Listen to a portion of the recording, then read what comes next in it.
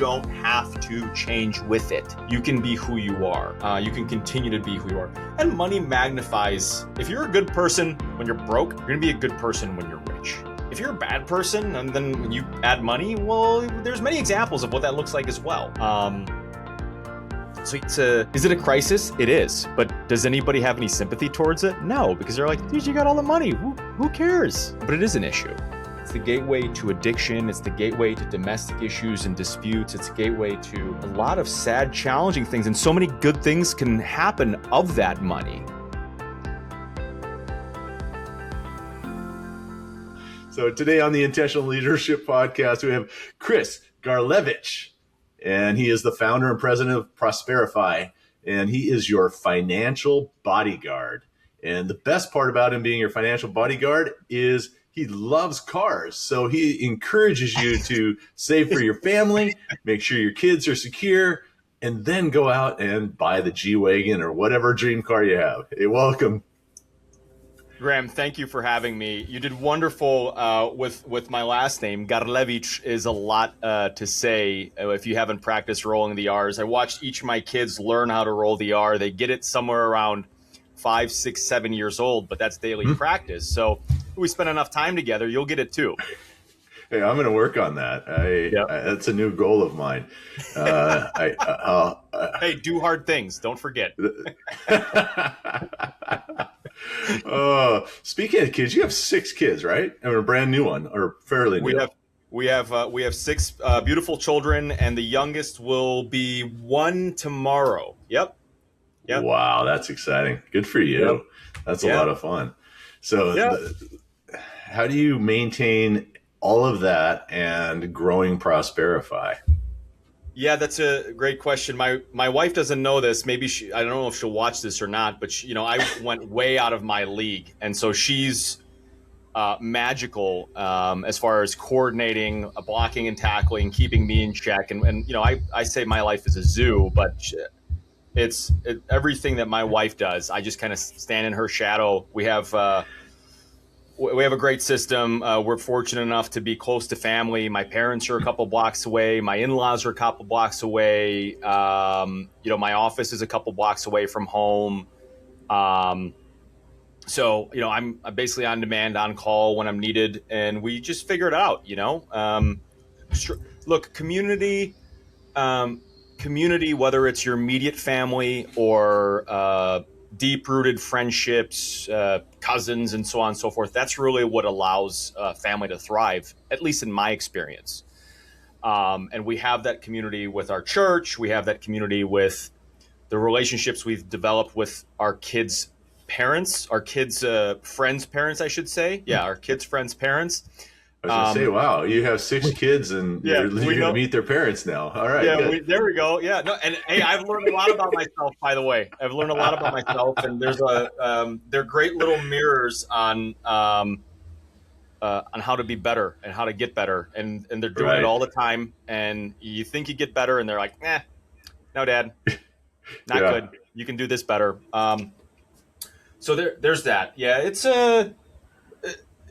we wish to do it, we choose to do it, and we do it, right? And I think everybody can, but there's obviously obstacles. We give up many things, many sacrifices. I don't want to be driving around an 8-seat school bus that I get laughed at about, but that's what it takes. That's what it takes to have a big family, and it's a humbling experience to put yourself in. At this point, I would be in 8th or 9th position, right? Because it's God, it's wife, it's kids, and then wife and kids again. Yeah, I'm somewhere down there, and that's okay. I get in, I train, I do my thing, and then I take care of my family, provide for them. And I've got a great team that allow me a lot of leeway to focus on solving problems for our clients, manage and strategize around the business, and a lot of the other stuff I've kind of, I don't want to say outgrown, but I've realized I'm not effective in certain spots. Mm-hmm. So, but I've still got a lot to learn. I think you actually just you hit the nail on the head. You have a team surrounding you, and you lead them at work, and they just tell you what to do, and they keep you in your lane, and then your wife keeps you in your lane at home. I mean, it's brilliant. You're living the dream. You know what? You're not wrong. You're not wrong. I joke about it as in like a miserable term, like, oh man, Right. my entire life as a young man, I wish to live in amongst all these women, and here we have 4 daughters, 2 sons. Obviously, my wife, my team, my mom, my mother-in-law. We have a nurse for our fifth-born daughter that comes and helps us because of some challenges that she has. All women. And, I don't know, it was Monday. Yeah, yesterday morning I popped in and like, they're all downstairs just kind of running around. The kids are going off to school. The boys are going off to school. And I'm like, man, look at this dream. All the women in the world just basically guiding me like a little puppy. Okay, now you got to go here. Don't forget your lunch. Da-da-da-da. And I'm a 40-year-old man. 41 now. But you're right. It was that me fighting, okay, no, this is the way it's going to go, rather than saying, hey, this is what I'm thinking, and then having that outside perspective of the people I love, I trust, having them say, okay, well, you need to prioritize, or you need to slow it down, or you need to hire this one out. You can't muscle it all through. We don't have enough time. It competes with the current goals. Kind of checking all of that gave me a really good rail to run on. And frankly, there's that analogy, a train off the tracks is free to do whatever it wants, but it doesn't get anything done. You need to have those. You need to have that guideline. The two best decisions in my life were marriage and then kids. Life begins at marriage, and then every kid comes with bags of money. People argue with me about this all the time. They're like, "You're an idiot. Kids cost so much money. How could you?" And I'm like, well, you can look back at my tax returns. You can look back at my financial decisions. Every kid that came created a constraint and a restriction of my time, and created this massive obligation and responsibility for me to care and provide for what I've done here. And so now I got to go and be more effective. Got to be more efficient. I've got to be smarter. I've got to use more leverage. And with that come the rewards of the hard work, of the sacrifice, putting myself at the bottom of the list. And it all works. I mean, I've seen it happen. I've got plenty of friends, plenty of clients, and a lot of buddies who decided not going to get married, not going to have kids. Fuck around. I look at them now and I'm like, what are you doing, dude? What are you doing? What's going on here? So, don't pass judgment. Not saying that, but you kind of like, Oh, I'm with you. And that actually reminded me, back when I just got out of college, I was talking to Farmers Insurance about selling insurance. And they said, we'd love to hire you. And, oh, by the way, could you go get married and have a kid? And do you have a car? And do you have a car payment? I was like, no, and not yet. And they said, okay, well, we'll hire you once you're, I mean, they didn't, it was a little different times back then, but basically we'll hire you once you get married. They wanted that obligation. They wanted the accountability of the wife at home. And then they really wanted you to have a kid because of exactly what you said. It's an obligation, it's constraint, it's, motivation. And, you multiply that times 6, what are you going to do? You're going to make more money because you got an extra mouth to feed. And I think this is so true. It is. And it's not currently popular. It doesn't fit the current narrative. But, guess what? A lot of stuff that's in the narrative or that's not popular, that's been working forever, continues to work. Is it comfortable? Is it convenient? It's not. But we're not built for comfort. We're not built for convenience. I mean, there's books that say that in the title. We go to the store or we go to Amazon, we order like, okay, not built for comfort. I'm like, I got to figure out what the nugget is here. I'm going to go through those 280 pages, highlight like, okay, well, what's that book about? Well, we're not built for comfort, but I'm going to go plop down on the couch. I'm tired. Like, what are we doing here? We know the answers. And we know it's not convenient and glamorous. I mean, look, at 4:30 or 5 o'clock on any weekday, it's, I don't know. We were the family would say we would never do more than one sport per kid. Guess what? Each kid's got 2 sports and they overlap in the spring and the fall. Okay, well, they're excelling at it. We told them you can't quit what you've committed to. You have to see it through. We allowed it, and they let it run through. Is there some complaining some mornings, or is there some, soreness or small injuries or this, that, and the other? There is, but they do it. I'm like, all right, Do it. You wanted it? Do it. Perform. Do better. Do better. Do better. And then Saturdays come around and it's all right. Now it's all the family stuff and it's all the sports. And like, oh, we just want a free date. I'm like, so do I. Enjoy boredom when it comes around, because later on it won't be there. That's right. You have to manufacture it. Yeah, and you're in the thick of it. I mean, the age of your kids, and multiply it by the number of the kids, and is there an added complexity of just being in Chicago? I mean, compared to a small town, or does it make it easier? I don't know the answer to that. I mean, I would argue, we're first suburb out of Chicago on the northwest side. We debate like what's suburb versus city. I've got everything in my zip code and the neighboring zip code, everything. So it is easier. I mean, a travel soccer, gymnastics, jiu-jitsu, swimming, all that stuff is all like right within a 5-minute drive. So you still have to drive there. Mm-hmm. But everything's there. I don't know if it's easier or harder. We talk about it. We've debated relocating further out of the urban area. But the thing that keeps us where we are, frankly, the only thing that keeps us where we are is family. Outside of our home, it's that family that's around us, right? I mean, we have Easter breakfast was 39 people at our house, and it's all of our brothers, sisters, nieces, and nephews, and all that stuff.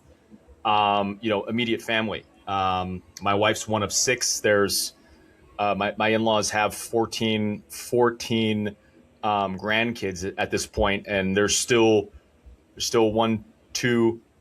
Hang on, let me do the math. There's still 1, 2. There's 2 brothers that haven't gone through that part of life yet, that haven't made those life decisions yet. So the possibility of more grandkids in it, and they see each other all the time. If we left to a nice big plot of land in a much friendlier to do business in state, that'd be great. But then every weekend that we have booked up for baptisms, communions, weddings, birthdays, blah blah, all that stuff. They don't have that, and even our kids recognize it, because we were getting pretty hot and heavy and moving down to Arizona or Texas, and they're like, "Yeah, but what about?" And I'm like, "Yeah, well, we're not going to have any of that. And we'd probably start new relationships, build a new community, and all that stuff. But that's going to take time, and it's not the same speed, and it's not built in." I'm like, "I'm not coming back up here if we move." So,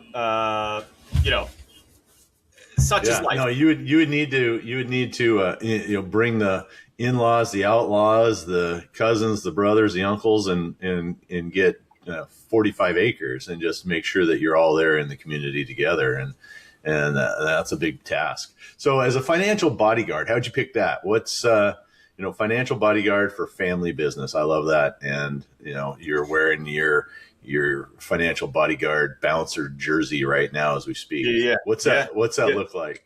F1, my F1 gear. My F1. You know what? And so you're the financial bodyguard, yet you're promoting F1 and Visa. That's a little contradictory, isn't it?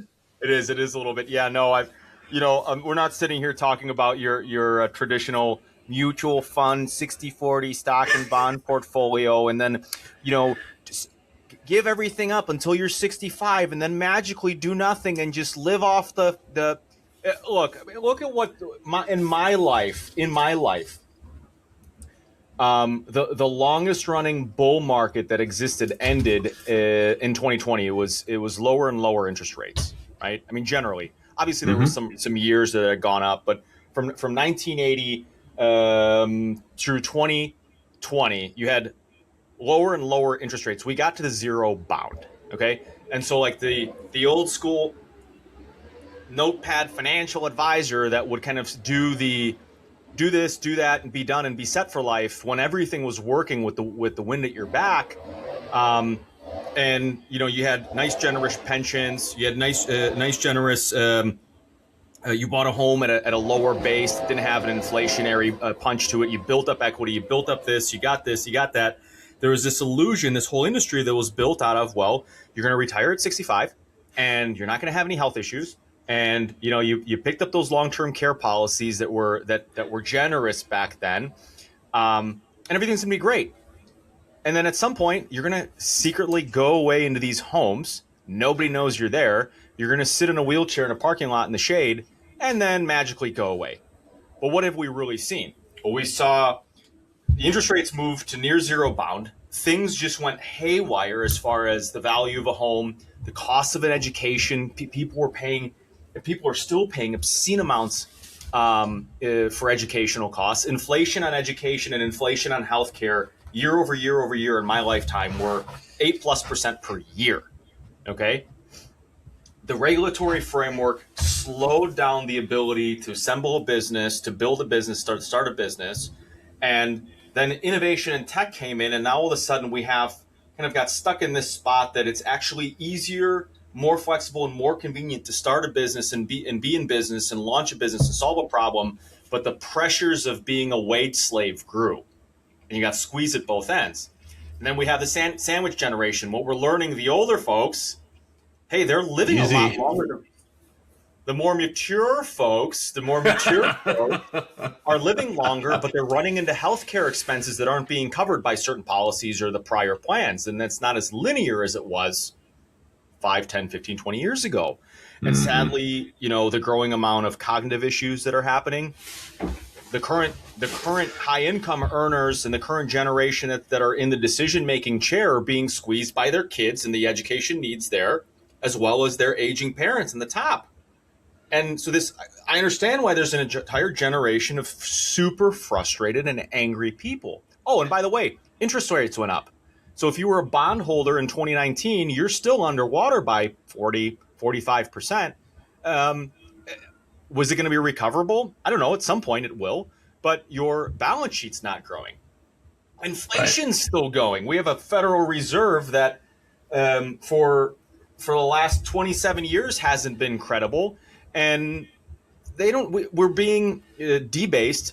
We've got the inflation target transitory. Remember the word transitory? That was a popular thing. That's right. It was transitory. No, it was permanent. It was a permanent change in prices, and the whole unraveling of deglobalization and unraveling of the global order that we've seen over the last 30 years.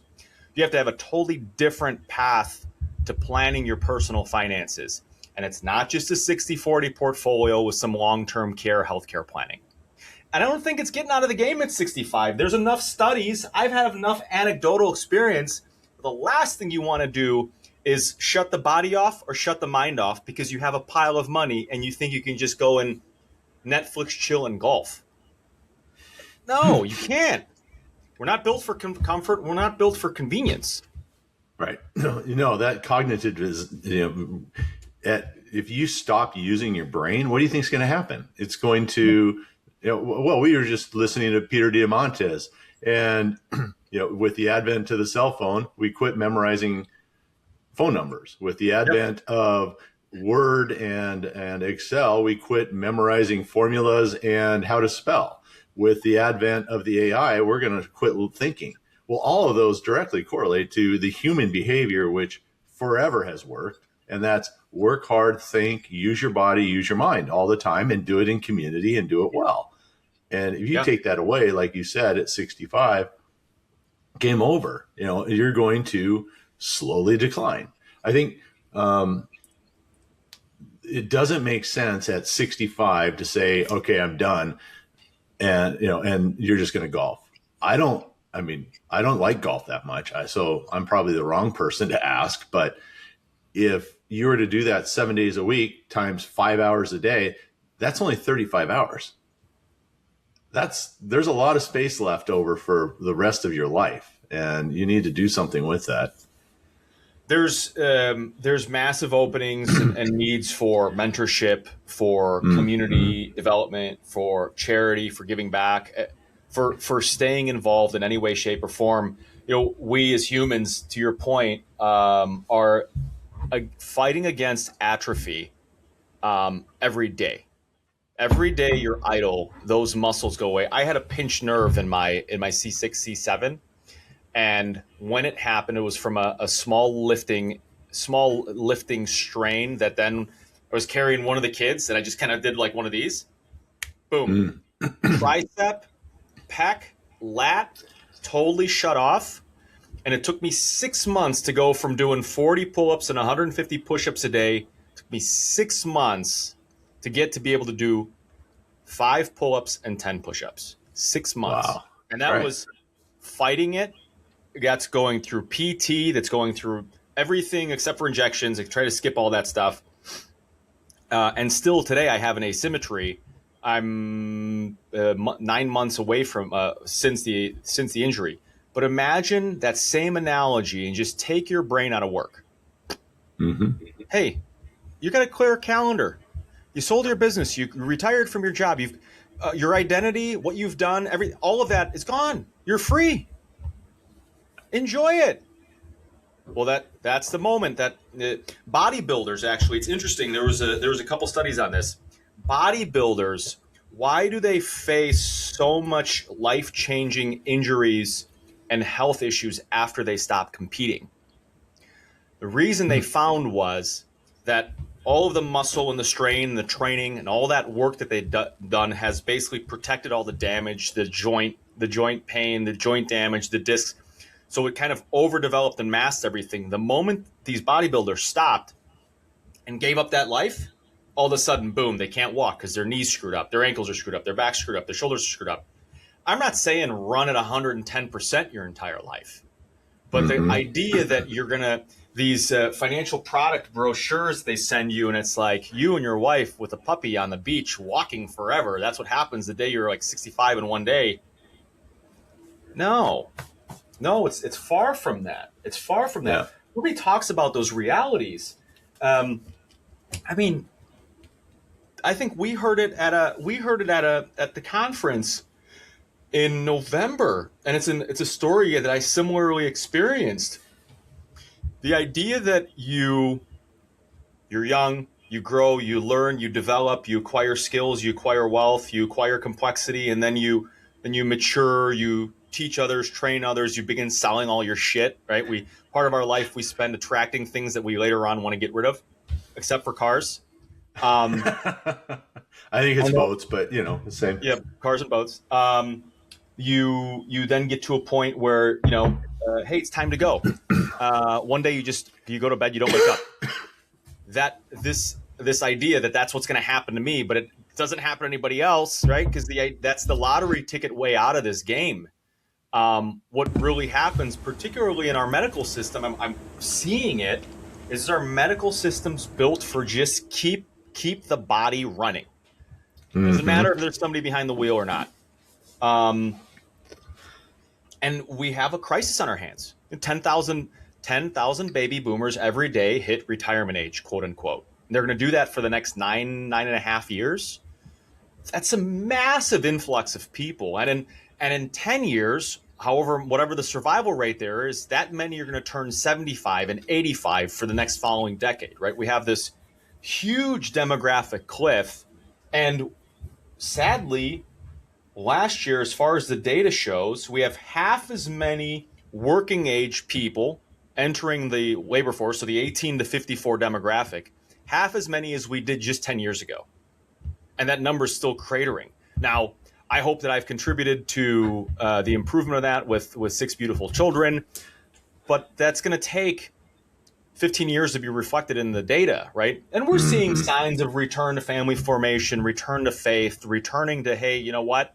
Going back to the top of the conversation, there's no growth in comfort. There's nothing that comes out of convenience. It's an innate desire to find somebody to love for the rest of your life, to build a family and have family and lay those roots, because nothing makes me more happy when I get home than my kiddos.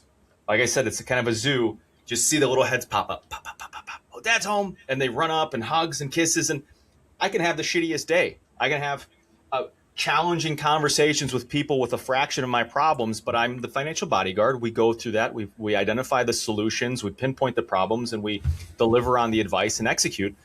Man, down in the dumps, but you get home and this happens. They don't care. They just want to be hugged and loved, and I can provide that to them unconditionally. They don't care if I rolled up in the 911 or in the Camry. They say they don't care. The older ones might. The older ones might. The older ones might, but it's a labor of love, and I remember my childhood, my upbringing, and I'd like to, if my parents are going to be watching, I say, hey, thank you for showing me how not to do it, because I think I'm doing better. But the kids are showing me and guiding me and my wife on how to be better. I don't know that my wife can get any better. I definitely can. But hey, that's what we're here for, and I think self-reflection is extremely important. It's interesting that you're teaching growing young kids, and they're the ones actually, if you think about it, holding you accountable to be a better person. They're holding me accountable to be a better person. Absolutely. They're creating the constraints and the conditions for me to be able to deliver. I'm not saying, hey, private jets and Lamborghinis. No. But I'm saying I've got to figure out the way to make my time available, because it's important to them to have family dinner together. And if I'm going to come in, storm in the house and say, oh, no cell phones today, no social media, and then go over here and be on a laptop, right? Like, what are we talking about? No, I'm held to the same standard that they are, because they learn, well, at least from my experience, they don't give a shit what I say, but they see me. Boy, they watch me. Mm-hmm. And I had an experience a couple years back. My now 12-year-old, she was 7 or 8 years old. It was in the summer. We threw a party. The party turned into what I would do when I was 21 or 22. We're up till 5 a.m. We're smoking cigars. We're having fun. The guys in the neighborhood are still over. All the wives and the kids are gone. And I'm like, oh man, the sun's coming up. It's 5:15. All right, boys, everybody's got to go. And I stunk. Cigar smoke, the bonfire, everything. I just plopped down on the couch because it was most convenient. And I'm like, I know I got to be up in 45 minutes. It wasn't 45 minutes. It was 30, because she came downstairs. She's like, I heard you guys outside. Why are you sleeping on the couch? And as she get closer, she's like, oh my God, you stink. Now I know. She's like, what were you doing up so late? And this is a 7-year-old lecturing me. And I'm like, okay, I went through the routine, and then the whole day just dragging my feet because I'm on half an hour, 40 minutes of sleep. And she was calling me out along the day. She's like, you know what? You could have gone to bed earlier. You could have gone to sleep earlier. And I'm like, this kid is repeating and regurgitating the stuff that we say to her when we were saying. We still say it to this day. Right. Guys, you're tired in the morning. You could have gone to bed 10 minutes earlier. Could have gone to bed 20 minutes earlier. Or as you were, you gave me some leeway today to be on your show. I asked for a few minutes of like, hey, you could have said, you could have done your thing 10 minutes earlier. Not giving you leeway. Oh, right. Yeah. Well, we just talked about that. You need to do it now, right? Don't procrastinate. Take care of it now. I love that. I mean, and that just shows that, A, they're listening, and B, they are understanding and comprehending as well. Even at 7, she realized that, you know what, I know I probably pushed back. I don't want to necessarily go to bed at the same time or whatever, but now I see it's affecting Dad, and I can poke fun at him. And also because I understand that if I did that, I would be tired too. I mean, it's great. Well, she would be in trouble if she was out late with smoking cigars, drinking beer. Yeah, there'd be a lot more consequence there. Yeah, it's the whiskey.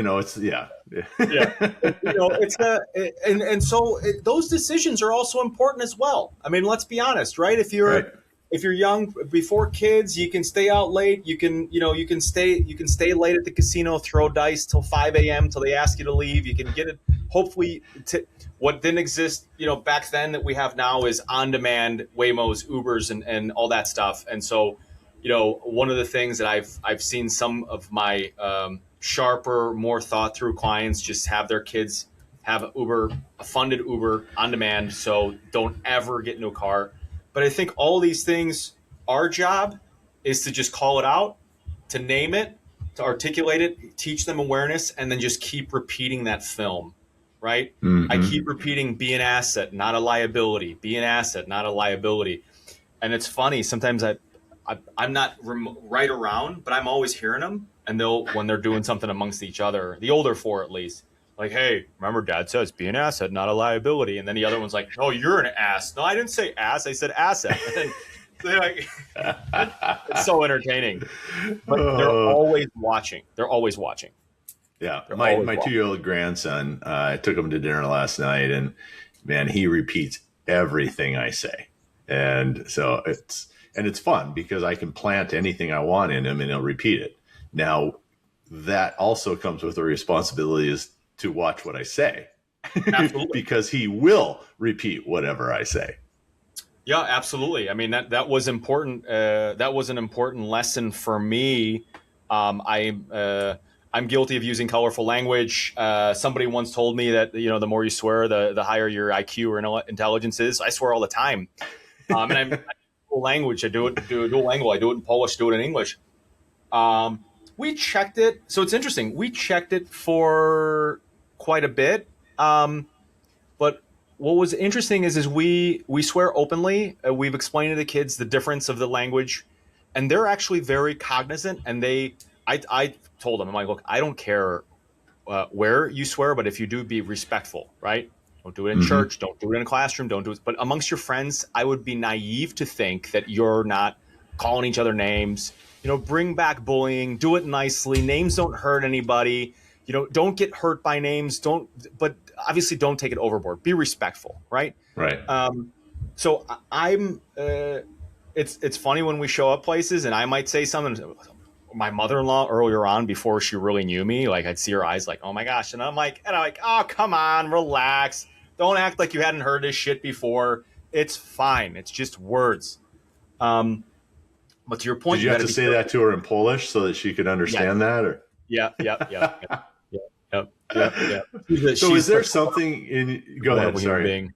No, I was going to say she's a wonderful human being. I don't know how she hasn't, somehow slipped some poison in some of the amazing soups that she makes to just kind of get rid of me. But she's great. The apple doesn't fall far from the tree.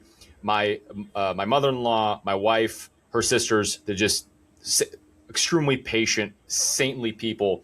And then, my wife picked a degenerate like me, and it's a ton of fun.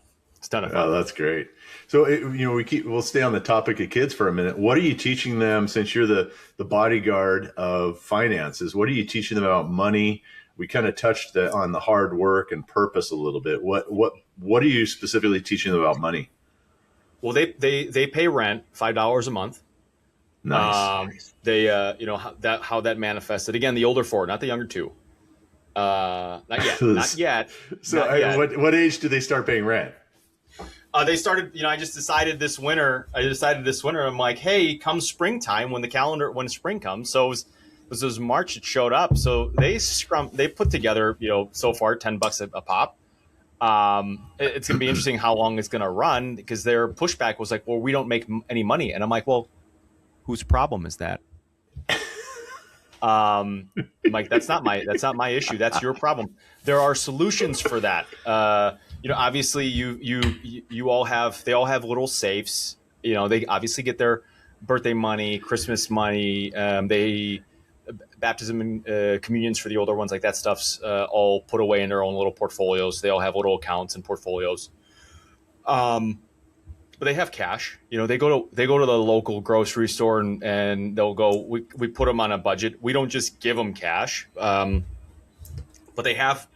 They do a couple lemonade stands and they kill it in the summer. They have that. I charge them a tax because we're in Illinois, so I charge them a dad proprietor tax as a partner. I say, hey, you have no choice in it. You got to pay me.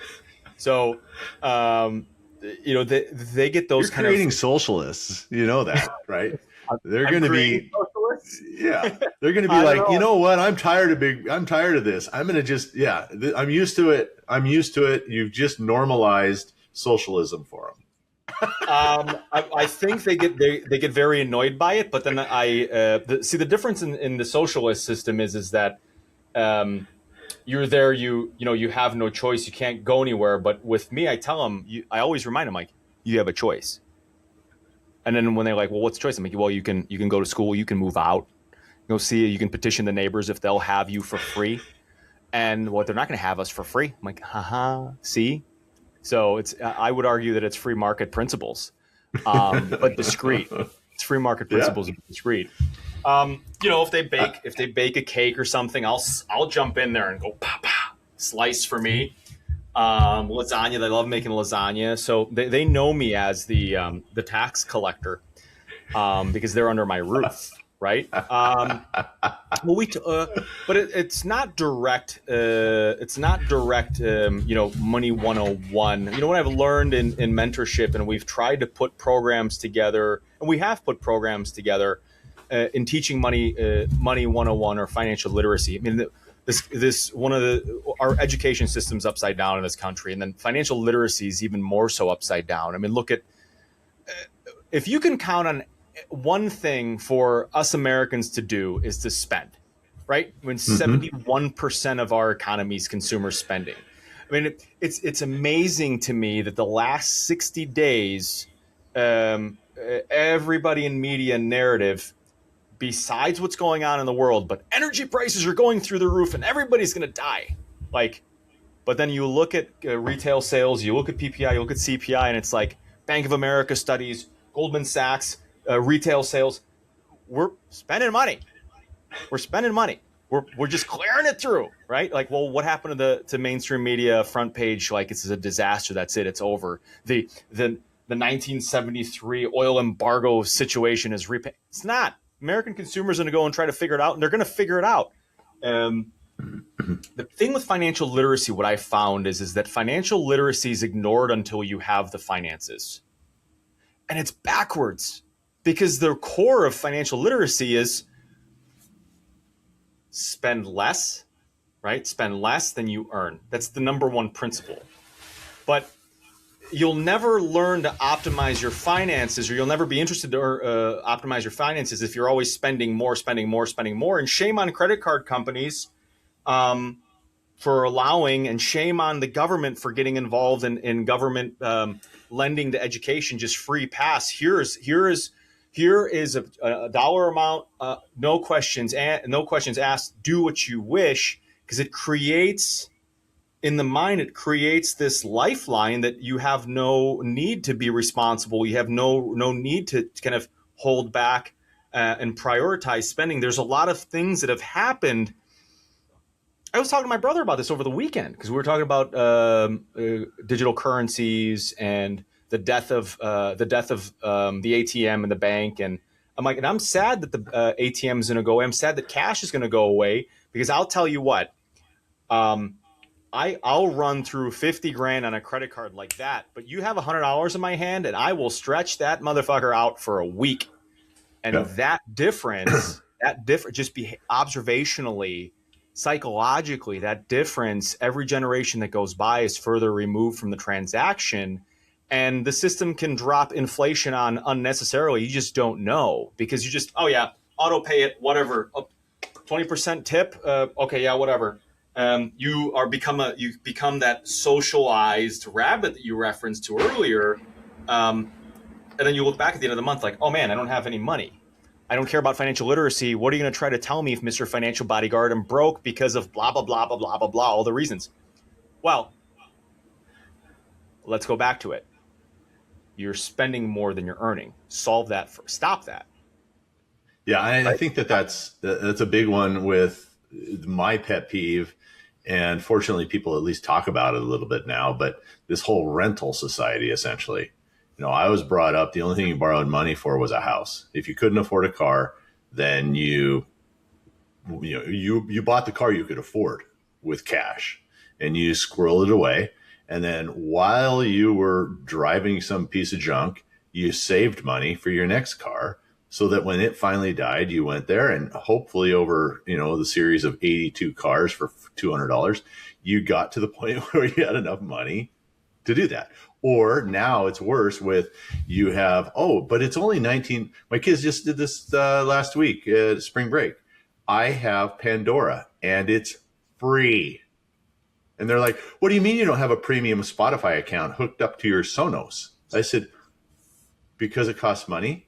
Well, it's only, $15 a month. I said, well, guess what? That's $200 a month I have in my pocket, and I am going to just go buy lollipops with it. I mean, I do whatever I want with it, but it's $200 in my pocket because I'm willing to actually listen to a commercial. It's horrible. It just drives me crazy. I can't believe I'm talking to you. You don't have premium Spotify.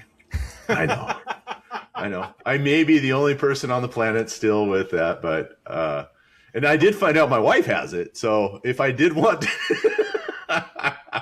I think you should provision one of the extra family licenses over to you. It is a game changer. It is a game changer.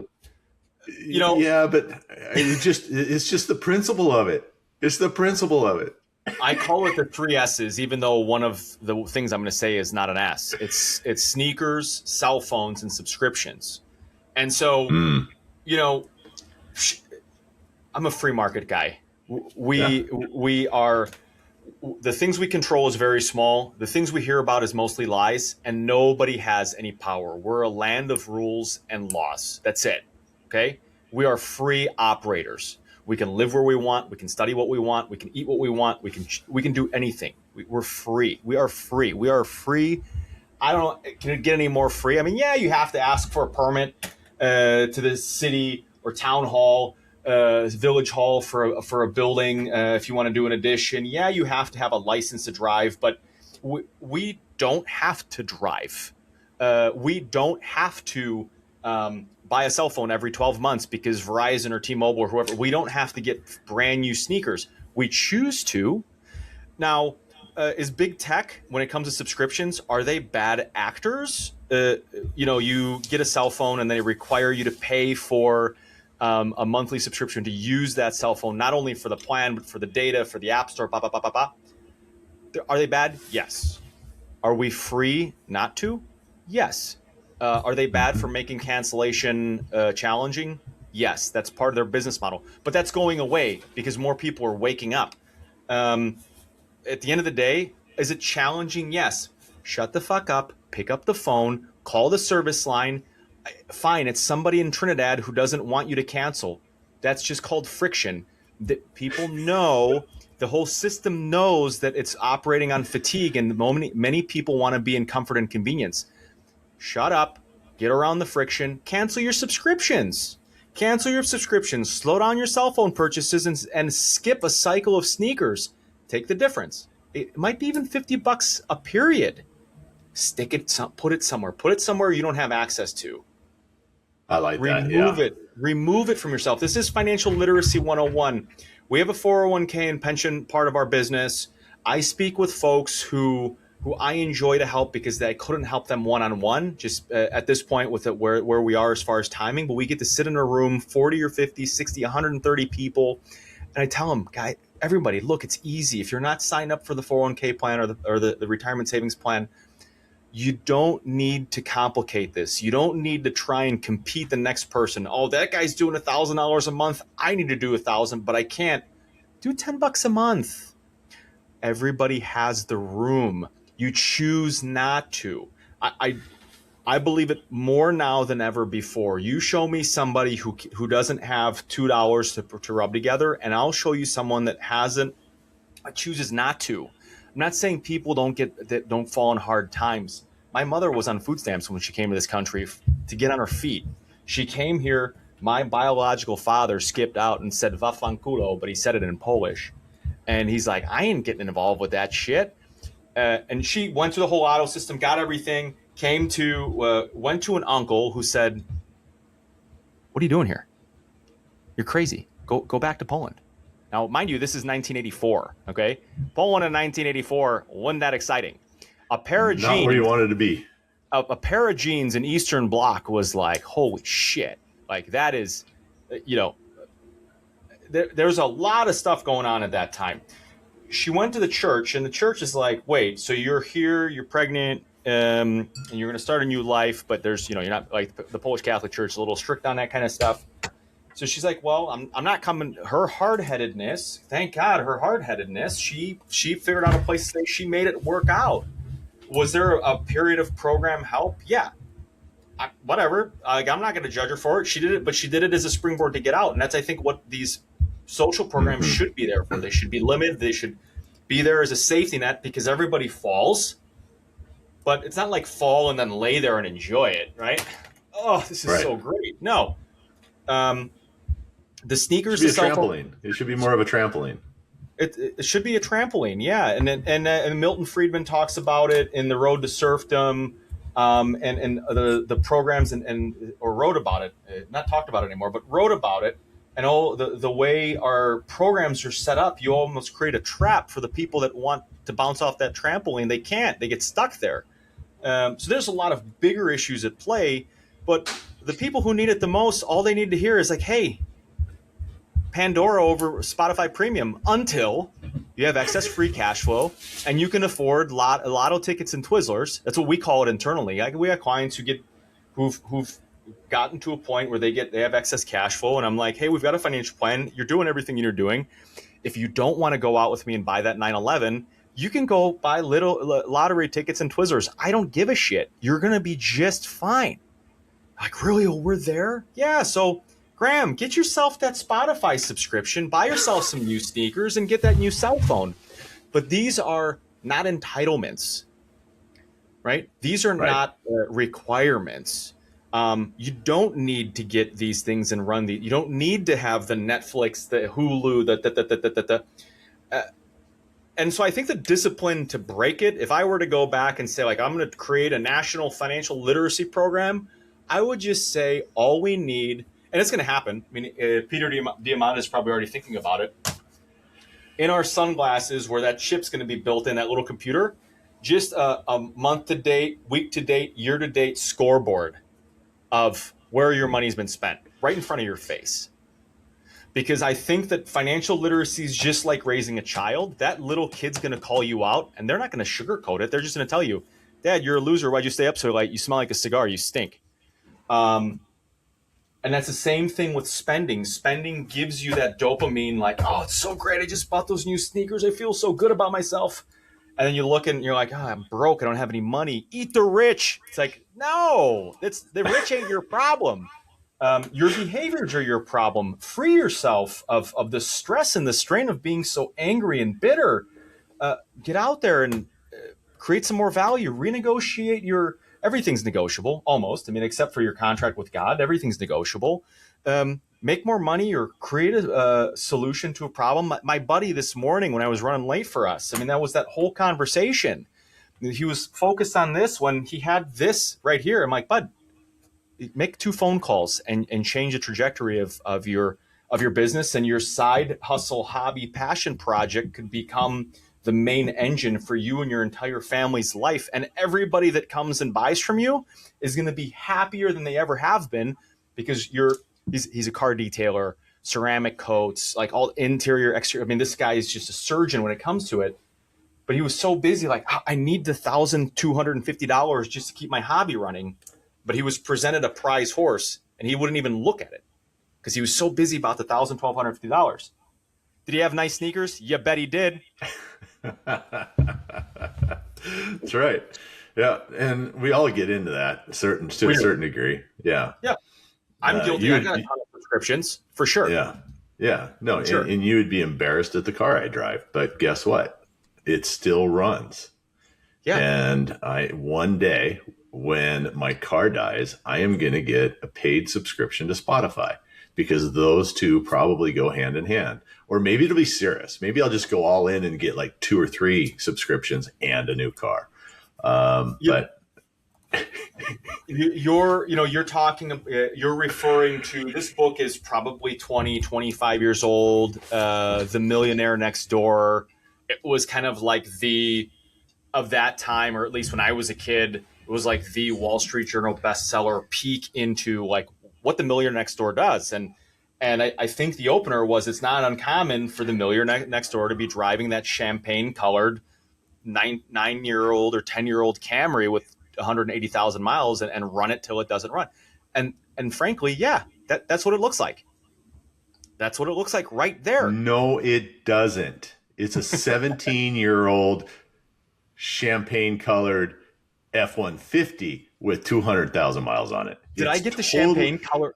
I got the totally champagne different. color right. It's totally different. I got the champagne color right, though, didn't I? Of course, it's cheaper, right? And I might get less tickets if I get a red one. I might get pulled over more often. You were one of the families highlighted in that book from that long ago. I'm the poster child of driving an old car. My kids have had more cars than I've ever owned in my entire life. My kids. These are those generational demographic differences. Yeah. So, is there a sudden wealth syndrome? What's that look like?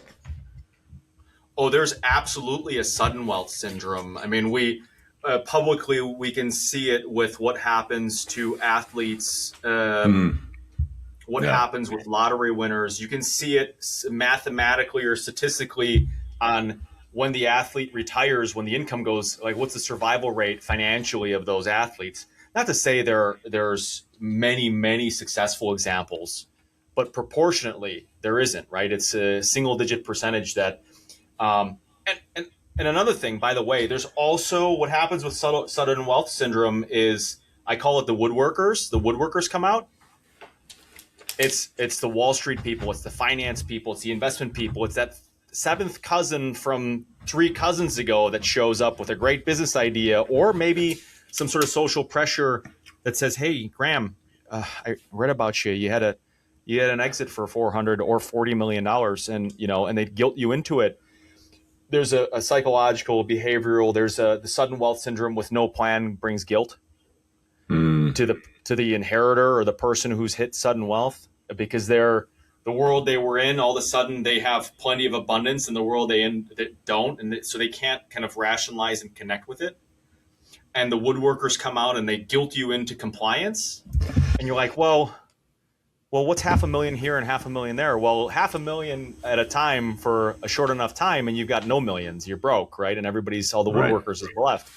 Sudden wealth syndrome brings, again, a questioning of purpose, a loss of identity, chasing after things and the dopamine hits that we have today.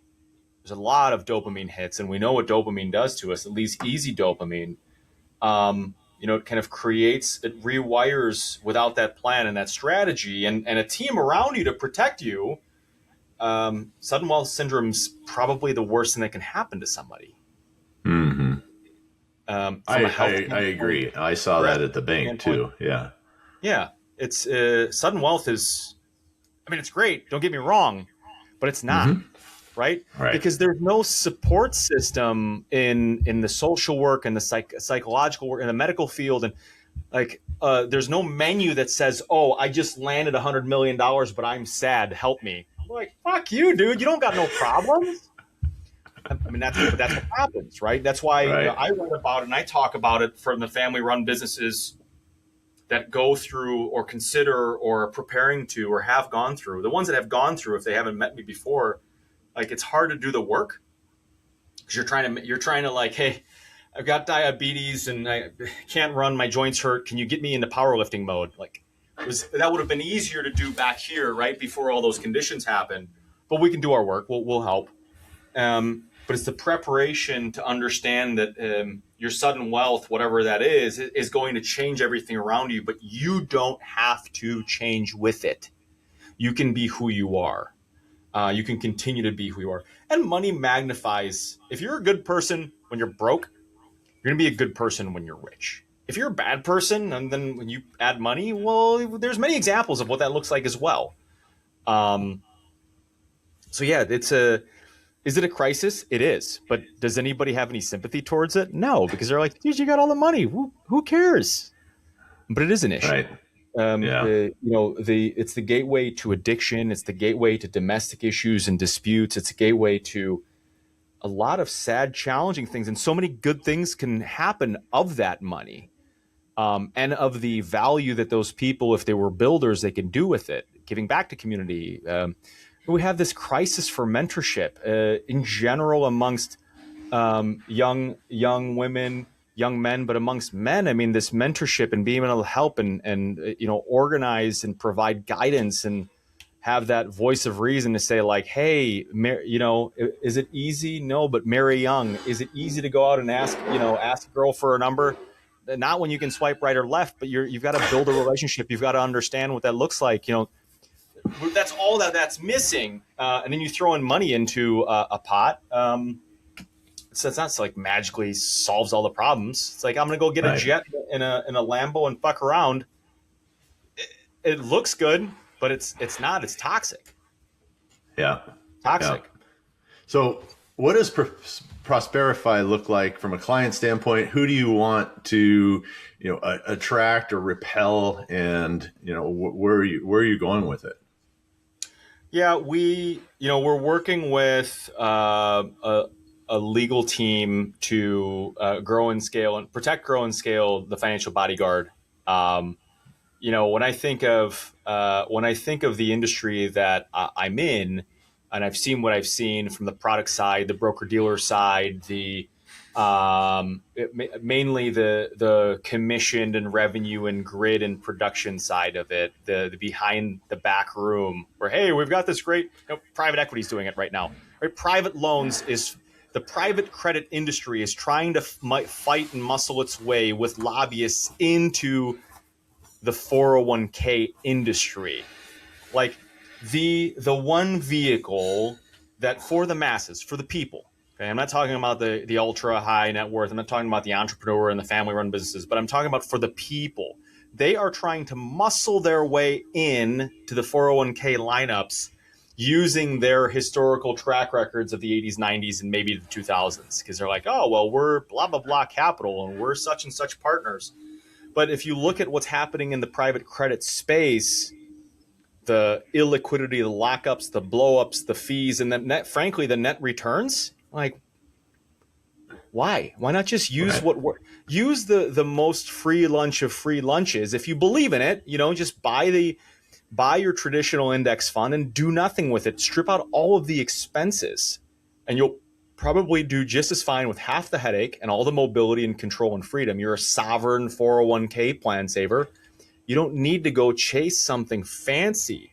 And then when the financial bodyguard for me came out, every client that we've earned over the way, whether it was a network meeting that I've gotten, it was a referral, it was an article I did, a video I did, I spent most of my time, our team spends most of our time, 95% of our time, cleaning up the mistakes of the prior team. And it's typically because it's not coordinated with the tax and the estate. And I'm not knocking anybody, but the industry is running their own lane. The attorney is running the attorney lane. That's the phone call nobody wants to make because the meter's running. The accountant's always busy on looking in the rearview mirror, what happened last year, and they speak in you should have or you could have, not you should and you will, right? And the financial services people are selling things to a grid, a product, a broker dealer, some sort of incentive, a nice trip in Cabo. I'm like, I don't like the nice trip in Cabo. I don't want to go with the people I work with for a week. Like, I'd rather go with my wife and my kids, right? I don't need to hit pressure on hitting some sort of grid. I'm going to be successful and attract the people I want to work with. I'm not going to muscle somebody into a product that I think's garbage. And so we said, hey, the fee advice only way is the only way. And let's collaborate and coordinate with all the professionals. Let's have the insurance professionals, the ones that are specialized and know their products in and out. Not me because I have a license in it. Just because I have a license just because I have a chainsaw doesn't mean that I should be chopping down trees in your forest in your backyard over there. It doesn't make any sense. And so the financial bodyguard role is, let's understand the aims and the objectives and the dynamics of the family. Let's understand that the family business and money. So it's kind of the Father, the Son, the Holy Ghost, without getting in trouble. They're blasphemed over here. But when they're all treated as independent individual things. That's by the industry. That's crazy to me. Somebody talked to me and with no regard for my wife, my kids, my family, or my faith, it'd be like, well, is there another Chris around? It's like, no, it's all one and the same. My wealth, my investment assets, my portfolio includes my business and my family and my finances and my money. It's all one thing. We need to have that holistic view. We need to have that whole cauldron. We want to make sure that it's functioning when there is dysfunction, because there's dysfunction in family. And when that dysfunction happens, or when the business gets to a level, or when the tax situation gets to a level, or the estate situation gets to a level of complexity that people can't handle on their own anymore, that's where we like to show up. Because you can do your own dentistry. I can cut my own hair, although probably be challenging. You have a nice haircut. It's high and tight. I like it. It's Thursdays at 1:00 every week. Thank you. But the reality is it's time value of money. It's removing yourself from, emotions never make a good advisor, and we are highly emotional people. You may make a decision from an emotional standpoint. You don't even know it. Your brain can create whatever reality it wants for you. And when you're under the influence of emotions and strain and stress, you will make bad decisions over time. You might make one good decision. You might call it your instinct or your gut. But if you're in a state of emotion, you're going to make bad decisions. And bad financial decisions don't mean that you pay for them right now. You actually pay for them through compounding negatively 5 years, 10 years, 15 years, 20 years down the line. And so the financial bodyguard role is to protect you from yourself when the decision makes the most, when it's at the highest risk of being an error, right? When you're in an emotional state. The financial bodyguard understands the big picture of, I'm not the accountant, okay, but I can do math. I'm not an attorney, but I can read, right? We can pick up the phone. We have a process semi-annually, do a collaboration meeting. It takes 7 minutes. Those other people don't want to be on the phone. They just want to jump through like, okay, here's what we're doing. Here's what we've suggested. Here's what you recommended. Any other changes? Here's one big, beautiful bill. Any changes? Ba, ba, ba, ba, ba. Okay, good. We move on our way. And then if we need to, have action meetings or execution meetings, we book it and go through there. And it's going back to, hey, what is the family's goals, aims, and objectives? Because we know that very few, if anybody, optimizes everything for a financial decision. They optimize things for their quality of life, their tolerance for their risk, their 9/11 budget, their second, third, fourth home, whatever they're buying their time. For me, my time flexibility is extremely important because of what we have to deal with and provide for our daughter. So, I will hire and invest in my firm to give me flexibility and peace of mind that the team's stronger without having me to be here all the time. Or for me to be able to spend time with you on an opportunity like this, right? To get that message out. So financial bodyguard is that person and is that role that's if the late Robert Duvall was around in Godfather, right? It's the consigliere without the crime. Yeah. And so do you have these people on staff, or they're just recommended, or you say, here are 3 or 4 people in each lane and we'd love to collaborate, work with them? How does that look? By default, we don't ever want to buy the team and then just fire the quarterback, right? Or fire the kicker or the runner. We want to work with the existing team that's in there and then introduce or help the family. We'll introduce people, facilitate that interview process, and facilitate replacing maybe a tax professional or replacing an accounting professional, because they have to connect well too. Just because I come up with 3 names and say, call these 3 people, doesn't mean that those 3 people are the right ones. So we have a short list of professionals, but then we'll say, hey, if these don't work out, then we'll keep looking. But we need to make sure that this works for the family and it fits understanding the family dynamic. And the family might have a parent who's in running into cognitive issues and is still running the helm, right? That happens, right? The founder or operator, father or mother who's lost it up here but doesn't know that or won't admit to it, right? There's a different professional there, a different level of skill that needs to be brought in.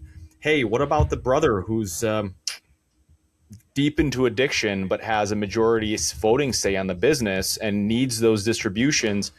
The rest of the family says, yeah, but we need to expand the facilities, make an acquisition, capture this opportunity for the reshoring.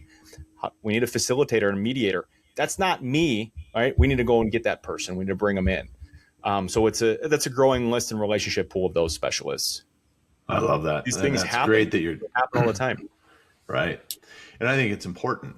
It's so often that we get stuck doing exactly what we do, whether, like you say, you're the financial advisor, you're the attorney, you're the CPA, and you forget all of these other pieces that are going on. And that doesn't even include the fact that Chris is a whole human and he has work and a family that he's trying to figure out. So you navigating that for them, I think, is important. If people are going, if you're going to give them one piece of advice today to go, okay, and it could be financial or it could be a team like this, what would it be that, go do this today and tomorrow go do this? What would it look like? Things to, some action items for people to take. Yeah, I think the number one thing, it's a 3-step process that I do, but the number one, the first step is really important. The next two are kind of born out of it. Name it. The number one thing is name it. What I mean by name it, we always have these vague ideas or challenges or obstacles or dreams or desires or wishes in our mind. And that mind is running that script. You might get a phone call from a customer or client that's a pain in the ass, and in your mind, like, man, I would never work with them. Boom. Name that. Name that thing right there. Articulate it. Write it down. Actually go through the exercise. We've talked about earlier about atrophy. Right? If you don't write, if you whisper flow and type your way, voice note your way, you're going to forget how to write. So write that down. And there's a connection between brain and hand there, brain and paper. Name it. Name these things. The moment you can name that thing that you're bouncing around, that is stuck in the la-la land of inaction and action, it's kind of just there. It's because it doesn't have a name. The second thing I do is I block it. For me, 90 minutes at a time is about my attention span where I'm on full 120% mode. If it's at 91 minutes, then I'll start going into like crazy idea rabbit mode. So I block it out. Okay, so I've named it. Now I blocked it out. I've got a bunch of filters. I don't do strategies and tactics anymore. I have filters. I've a little grab bag of 12 filters, and it's like, well, what's the goal of this? What do you want out of this? Where's the leverage point of it? Who can do it? These types of things, right? So I'm blocking it out. I'm going through those filters. And then the third thing is refuse it, right? So what I'm refusing is it's easier for me to get an answer out of you on what don't you want to do. But our natural habit is what do you want? If we know that, hey, no, I don't want the red 911 because it's going to get me a lot of tickets and it's going to have a big car payments and it's going to have maintenance and I gotta replace those P0 tires every 18 months. Well, it's much easier for us to start there. Refuse the things. Hey, I don't want to have that pain in the ass client or customer. Okay, put them down. Boom, boom, boom, boom. That narrows down the list on the things that you do want.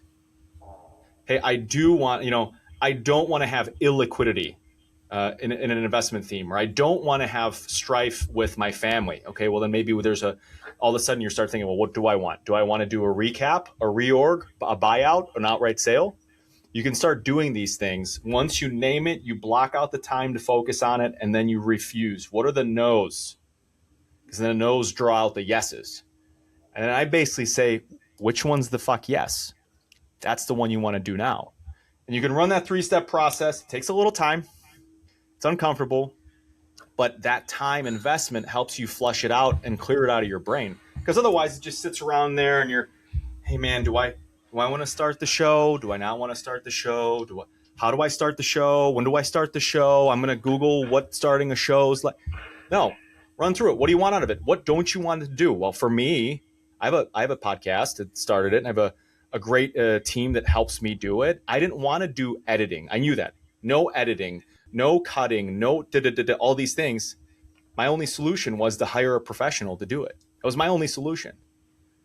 Okay, shut up and go do it. Shut up and record. Hit publish, yeah. Right? Yeah. So that's what I would give people. Name the thing.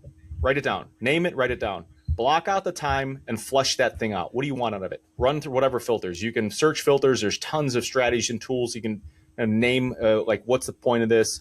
What's the North Star? What's it get you? What's it get your family? What does it take away from you? There's no free lunch in that regard. You can't just magically do something without giving something else up, right? It's going to take away blood, sweat, tears, time from your family, time away from the gym. You have to reorganize what are you willing to give up? And then What are the hard no's? What do you refuse? That'll leave you with a couple yeses.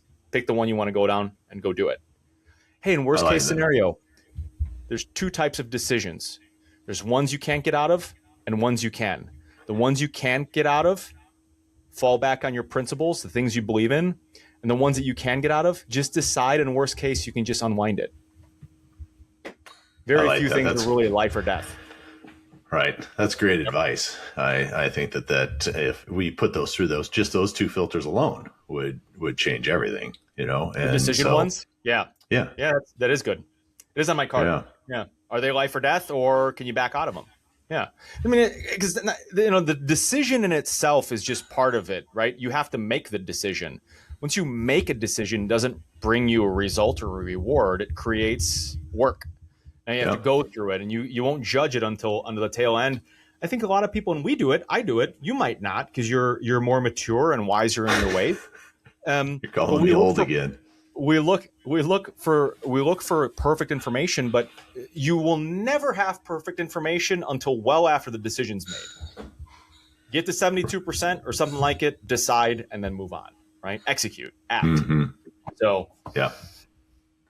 So how do people get a hold of you? Where do they find you on your podcast or Prosperify? What's the best way? What are your thoughts? So Prosperify.com is our home-based website.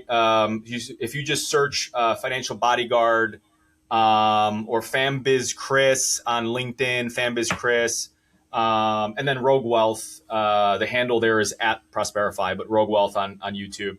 I'm around. We're around. We're available. If there's somebody who knows they need help and they're willing to act on that help, I'm open to a conversation, a phone call. I might not be able to help, but we can filter it through and say, hey, I can't do it, but here's who or what type of solution can help you. But there's no reason that family-run businesses have to face and struggle in complexity. All the abundance of coordination and knowledge is out there to be able to move them through. They just need to name it. I love that. That's great. And that is K with a Chris for everybody out there sitting there with their fingers, right? That's right. Chris with a K. KRIS. I'll put it all in the show notes so it's easy for everybody. Is there anything I forgot to ask? This is a great show. We covered a lot of ground, and my compliance team would strangle me and throw me in the back alley if I didn't say, folks, this is not advice, but this is anecdotal lessons from Chris's world. Please reach out to people who understand your personal individual factors and situation. Get the proper advice there. And if my facts and data are wrong, I've got a lot of numbers around here. Remember, I'm Polish, so I cross things all the time. But it's been a pleasure, Graham. This was a lot of fun. I can't believe we ran as long as we did. I just look at the clock now and realize that I'm half an hour late for another commitment, but that's okay. This was a great time with you and your guests. I hope your guests and your audience have a couple lessons and nuggets that they can take away with. Yeah, no, I think it was great. And, the fact that we're going to talk about Prosperify and money and the being your financial bodyguard. And we ended up talking about how to be a good leader in your home. And that was the biggest part of it. And so that's what I enjoy talking about, with leaders like yourself, financial advisor in your case. But we're not just a single being trying to create a family business or save money or make money for people, but we're doing it for a purpose, and it's for our faith and our family. And it's a beautiful thing. So thanks. Thank you. It was a pleasure.